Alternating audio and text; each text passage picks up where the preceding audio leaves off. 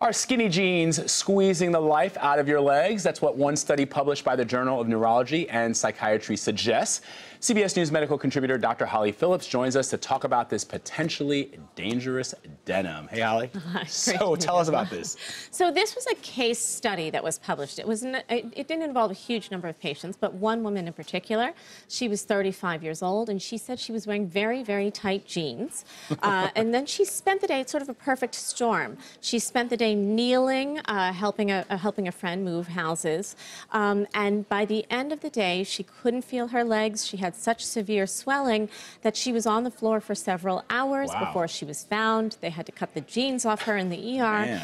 And she actually had a very serious condition, which is life-threatening? Life-threatening, called rhabdomyolysis, where you have damage to the muscle cells, really from loss of circulation and compression. And so, is this something that's common? In other words, are people that are out there wearing skinny jeans, is that something they need to be concerned with? Well, certainly this life-threatening complication is not something that I think we've seen before, which is why it was written up as a case study. Usually, though, people who wear very, very tight garments, it doesn't have to be jeans. It could be Spanx. Sometimes people layer on 2 or 3 of them. It could even just be a tight skirt or pants. You can get some reversible nerve damage. Usually it goes down the outside of the legs and involves a nerve we call the lateral femoral cutaneous nerve. But you see signs of this early, right? You might have some numbness, some tingling, and you would feel those signs early and hopefully decide to put on some sweatpants or something, something a little less constrictive.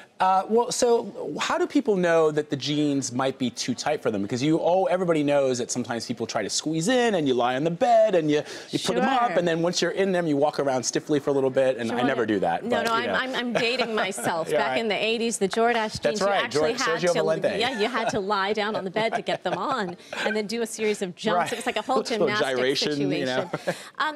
Really now, this skinny jeans, one of the tricks is to use the stretch, right? The Lycra, so that even if they are tight, you're not feeling, as much compression as you might otherwise. So what's the takeaway? People should be careful. Is there a warning sign that they would know? Tingling or? Sure, yeah. Tingling, numbness, any loss of sensation, burning, particularly that goes down the outside of the leg or anywhere at all.